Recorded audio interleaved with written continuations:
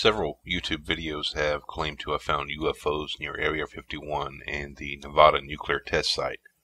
These videos genuinely intrigued me, so I decided to investigate these objects.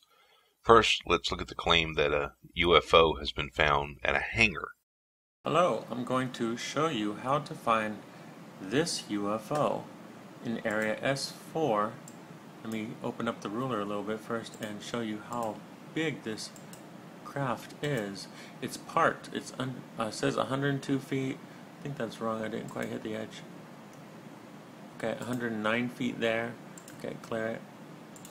And that's using Google Ruler to measure it. This is under an aircraft hangar, a military aircraft hangar in Area S4. Inside, place they call Dreamland or Area 51. Okay, notice the airplanes right there on the side. Now, let me show you how to find this real fast. You push Area 51 inside the box of Google Map. It takes you, of course, to Area 51. Zoom out more until you see the third dry lake. Okay, there's 1, 2, 3. This is the one you want to go to. So let's zoom in on that third dry lake bed.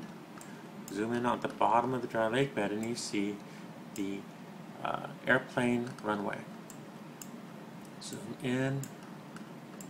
Zoom in. I did publish this information in my book Dragons of Asgard and UFO Sightings 2006-2009. I found this information by researching deeply into Bob or Robert Lazar. He was a scientist who worked at Area S4. The first image in the video is showing a hangar at the south end of the Nevada nuclear test site. The video refers to this area as S4. It is not S4. The real S4 is a radar installation located in the northwest corner of the Nevada Test and Training Range in a smaller area called the Tonopah Test Range. The facility in this video, however, is only an airstrip at the southern end of the Nevada nuclear test site. The alleged S4 facility that Bob Lazar spoke about is said to have hidden hangars at the eastern side of Papoose Dry Lake Bed. Here are coordinates for the supposed Papoose Dry Lake facilities. I'll also include them in the video description as well. As far as this supposed UFO in the hangar is concerned, it seems to me to be only circular concrete of a different color, or a painted area in front of the hangar.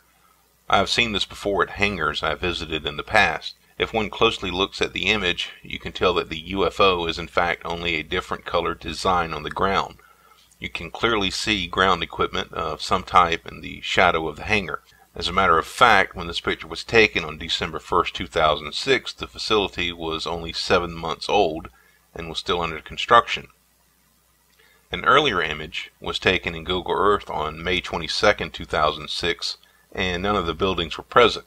This is further reinforced by the fact that the second half of the hangar seems to be incomplete, allowing you to see through the ribs of the steel structure. The most recent image from Google Earth shows a hangar that has been constructed with a circular door that matches the outline of the differently colored concrete.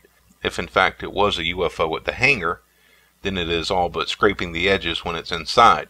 You would think that if they were storing a UFO there, they would invest in a larger aircraft hangar to store it in. The second object is in the Nevada nuclear test site. The video claims that it is a UFO in flight. I'll start this section of the video now and you can listen to the video commentator's description. Okay, there's the craft again. Let's zoom out and we will find the smaller craft. Zoom out, go straight up, go to the top a little bit. And close to the top, you're going to find a small marker right here. There we go. You find a spoon-like object. Inside the spoon-like object is a UFO flying over here. Make it bigger, I guess, if you like, if that helps. This is the object. Let's use Google Ruler to measure it. There we go. The object is about measures 40 feet across, measures 61 feet from the ground. The shadow measures 53 feet across. Okay, pretty cool. This object is located at the site of the 1984 U.S. nuclear test, Orkney. The image seems to show a circular silver object in flight that is casting a shadow on the ground. However, on closer inspection, it is not a structure on the site, nor is it an object in flight. It is not a structure because it has no supporting structure underneath it. It is not a UFO in flight because the shadow does not fall to the north. An object at this latitude must cast a shadow to the north.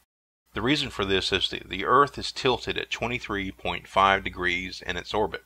Due to this, the Sun will never cast a shadow to the south on any object located farther north than 23.5 degrees latitude, also known as the Tropic of Cancer.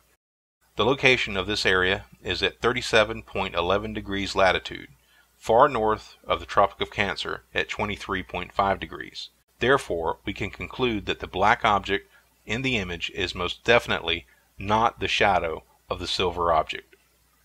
Also, an examination of the historical images in Google Earth over the past 12 years reveals that the object has been in the same position since at least September 12, 1998.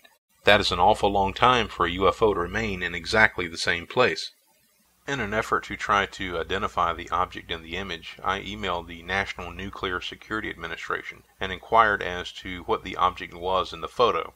I cannot express how much I am impressed with their professionalism and the service that they rendered to me in an effort to identify the object. I only expected a quick email response with a short, simple answer to blow me off. What I got was far more than I expected. They actually sent someone out to the site with a camera to see what the object was. This is the photo of the location that was sent with their response email.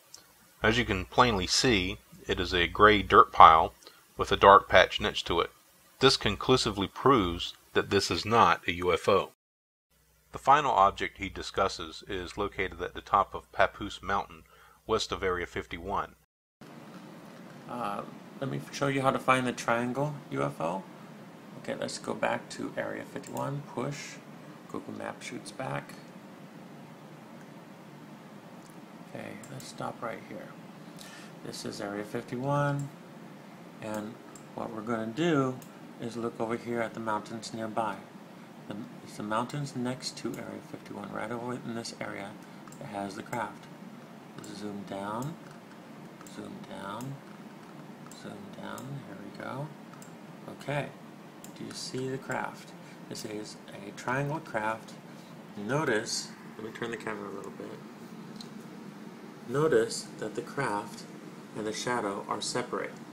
There is no attachment. The craft is flying above the ground. Okay.